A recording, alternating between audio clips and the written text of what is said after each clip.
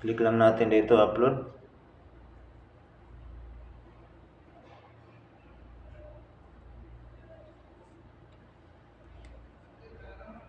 So, ayan. Lagay natin yung passport natin. Say continue lang.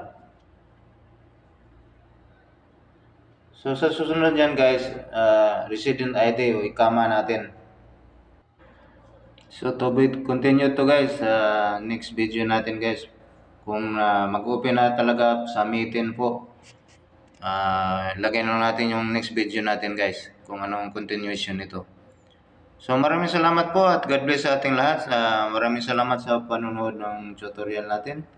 Please subscribe, like, and share po sa channel natin. God bless po sa ating lahat.